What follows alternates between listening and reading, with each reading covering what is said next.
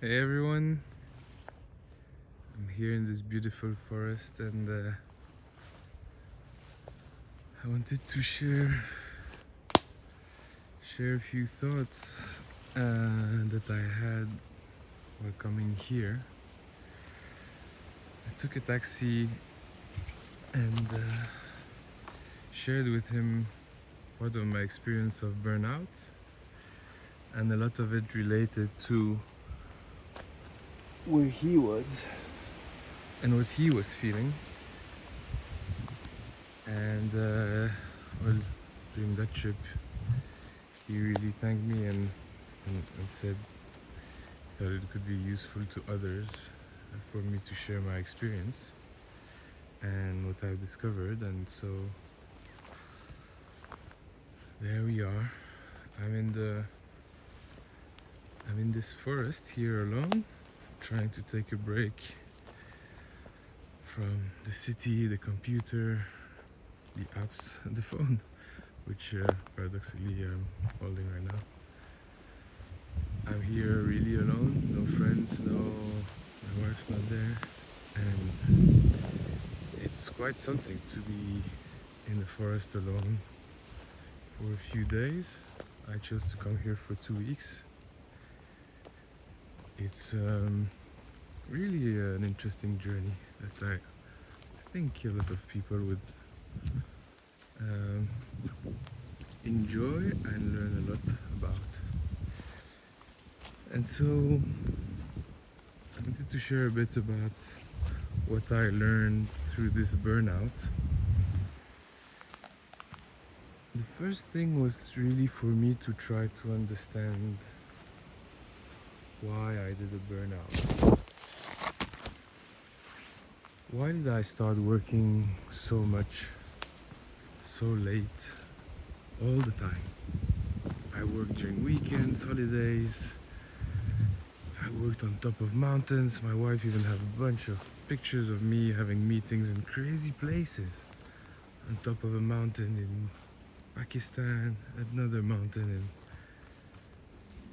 in Kenya. Where should we go? Let's take this one. And during my holidays, I always needed to be productive. I remember once a very good friend invited me for lunch on a Saturday or a Sunday. We had lunch, there was a few of his friends that I didn't know, and it went really well. And after lunch, we were all like, he's like, okay, let's all go to my place. And he invited me, and he saw I was stressed. And he told me, are you stressed because you didn't have plans not to be productive today? And I was just like, whoa, no one has ever, said something to me like that, or read me so correctly. I was shocked. And in fact, he was right. I always had this feeling that I needed to be productive all the time. And obviously this was consuming me. It's very tiring. And so I've been doing therapy for about a year. And during this therapy, I found out that when I was a child, there were these instances and things that made that I felt insecure and scared. And this insecurity really impacts me still today in a lot of ways that I didn't imagine was still impacting me now. Apparently, a lot of who we are now, a lot of the baggages that we carry, and a lot of the demons that we have, a lot of the shields that we have developed, come from what happened to us when we were 5. Look at this one. When we were between 0 and 5. And so apparently when we're kids, what we really need is to be seen, heard, and held. And I always thought that, actually the first time I went to therapy, I told the shrink, look, I'm just coming because apparently it's interesting to discover who we are. But I'm fine. I never had any big traumas. I am totally fine. I have a great life. I have great friends. I have a great wife. And my childhood was fantastic. And it's once talking with my sister, who told me, you don't realize because you're not a parent yet. But she has kids, and she says, our mother left us alone when we were 5 years old, 6 years old at home at night. And I remember, yes, I was terrified. We had just learned about the angel of death. And each time I saw a shadow, I thought this was it and he was coming to kill us. And I was so terrified to be left alone that I remember once, and so convinced that my mother was not going to be there for us forever, that we had to cater for ourselves, that I asked her once when we were 5 to teach me how to use the washing machine, because I was convinced that she was going to leave us very soon, and therefore I had to learn how to use the washing machine. I remember celebrating my 4th birthday in a foster home without my sister, not knowing when my mother would come back. And the kids there, I felt, were not very nice to me. They had a horse and I was not allowed to go on it. And recently I passed next to a farm and I smelled the hay from the horse, and it just threw me back there. But anyways, I never thought that these old memories would really impact me today. Especially not in the burnout. I was like, okay, what's the link? And while reading a book by Tara Brach called Radical Acceptance, she says a lot of us try to find self-worth through work. Let's work more. Why work? Because it's easy to define an evolution. I've had a bonus, I've finished another project, I've done more, and it's evaluated, it's scaled, so it's easier. But actually we can never find self-worth through work. We cannot. We have to find it by giving it to ourselves through our love of our friends and family, kids, and our own passions. But we can't find it through work. And I was trying to find it through work. And that's why I was working more all the time, pushing, getting to the next project. And I remember my wife, who really wants me to quit my job, was telling me, but what are you waiting? When are you gonna leave? I said, I just have these one other project I really want to do before I quit this company.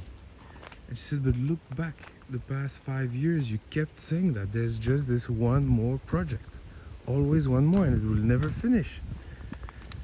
And I was so convinced this was really the last one. And now I realize how right she was. I will never be finished. There's always going to be another one, because I will never be able to create my self-worth through work. And that's why there's always going to be another one. And that's why I'm always going to stay in that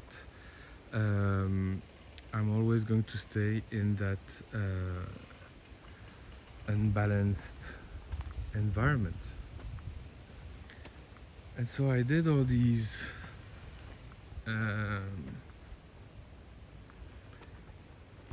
therapy to try to help me understand all these triggers. Why am I triggered when someone tells me something at work? Some of the people are being told the same things, but they don't react the same way. Why do I get so angry and that fire inside of me? Well, it's because of something that happened to me when I was a kid. And the reaction that I the reaction that made sense at the time when I was a kid, that ensured my safety, is not appropriate now.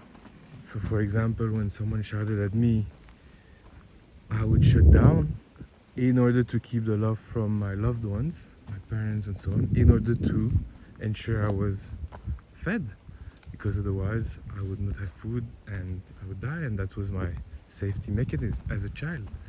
But now as an adult it doesn't make sense anymore.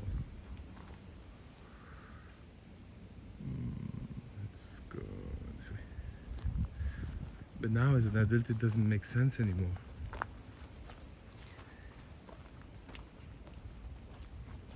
And so I understood all these triggers that I have. I know where they're coming from, I can see them, but I still react the same way. So even though I know it, when someone pushes on that button, I still go nuts, enter demon mode, destruction mode, and I'm like, Jesus, when is this gonna finish? Especially because those memories are old, or some of the things that happened are really old, and I'm like, okay, doesn't it disappear? And I learned, in fact, that our brain is a bit like an operating system. The files that are there, the memories that are there, after 10 years they remain intact. If you have a Word document in your computer, after 10 years the same document is still there with all the letters and all the dots. It's just that you have learned over time to, manage and dampen its effects. And you're like, okay, let me put it in a box, and when this happens I'll go have a drink and I'll have a smoke and I'll have a drug, and so that I'm not hurt anymore. And in fact, with those old memories, there was a tool that we used in therapy, which I think was called the family system. And in that family system, there's one persona whose role is to take those old memories and hide them. He goes and hide them and make sure you never experience that suffering again. And if someone presses on it, that memory, and reminds you by saying something, then he goes nuts. He goes crazy. And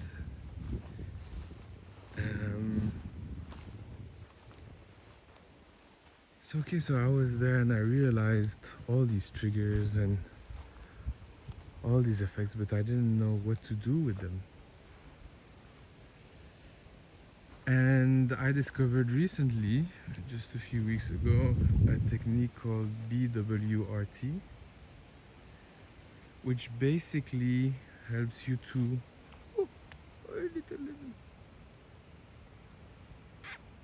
little frog, helps you rewire those memories. So you go back in time, find those memories that really impacted you negatively, relive them, and then for 30 minutes to an hour you do something with your therapist, which you can do alone also, and basically you reassociate this old memory with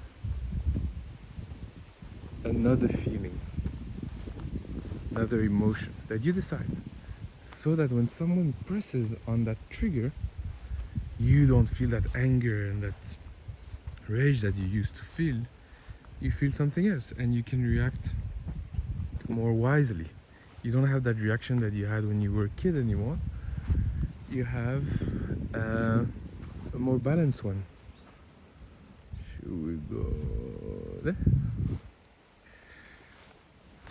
So that's really interesting, because imagine you really have the power in you to decide how to react and to update your software.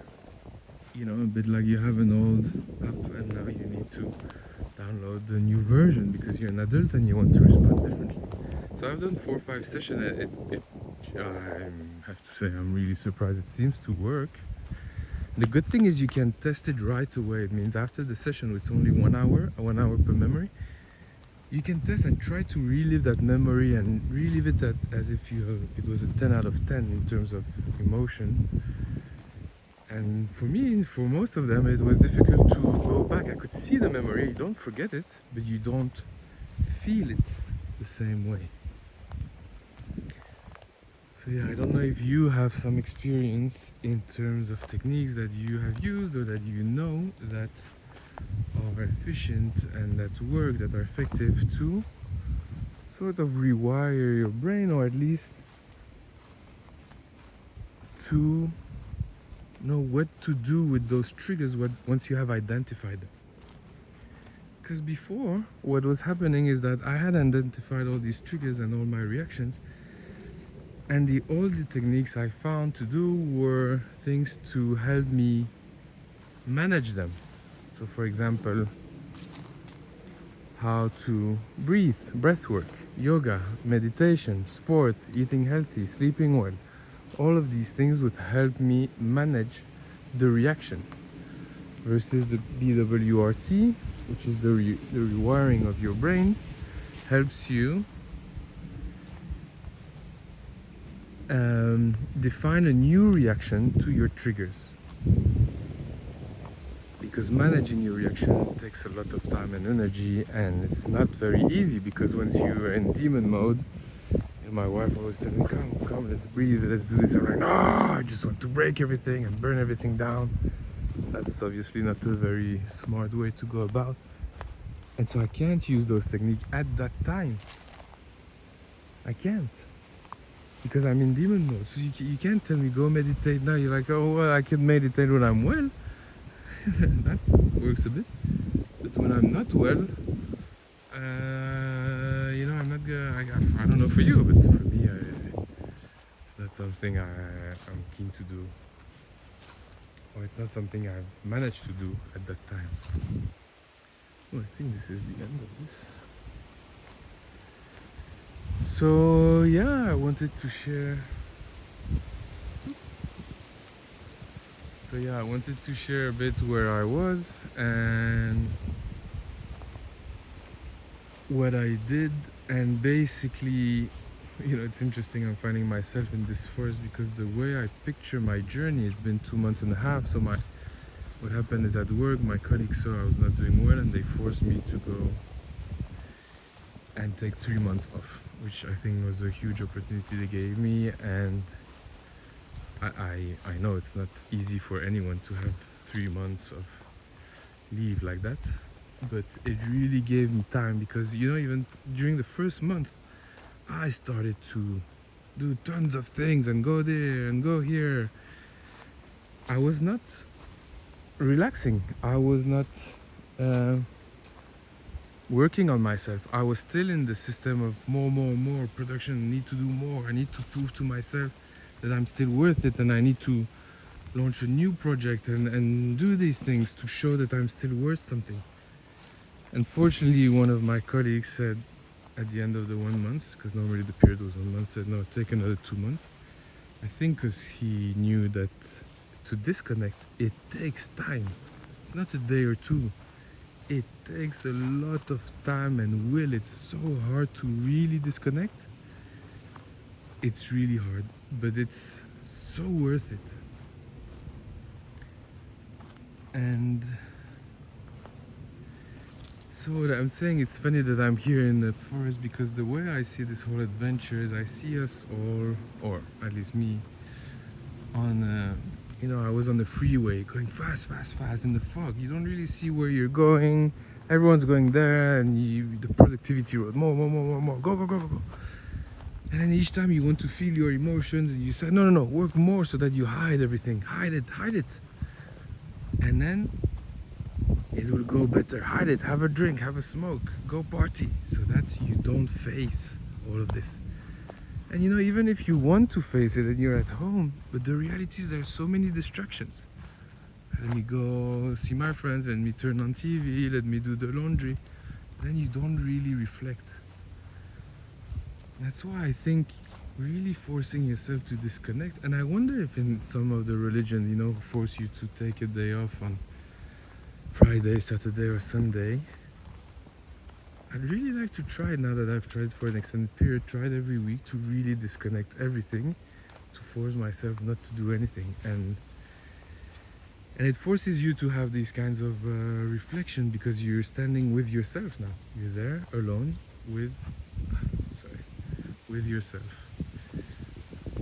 And I see myself on that freeway going fast, fast, fast in the fog.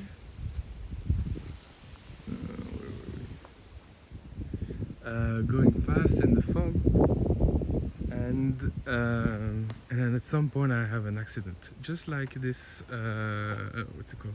This burnout. I got this accident. I stopped, and on right next to the freeway, there's this forest. And I go in this forest, and there's all these trees, and all my demons are there in black boxes. Because I'm there alone, I open them, and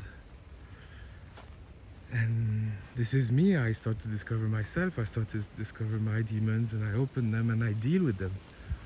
And I deal with the fears, and I deal with the anxiety that I've been pushing out again and again and again without a lot of success. And you know what I discovered is that actually the immune system and the emotional system are, in fact, they don't work together, but they are the same. And a lot of people who have cancers, apparently, it's because for all their life they have been repressing their emotions, not allowing them to exist, not listening to them, not letting them out. And so what happens is that you yourself destroy your immune system,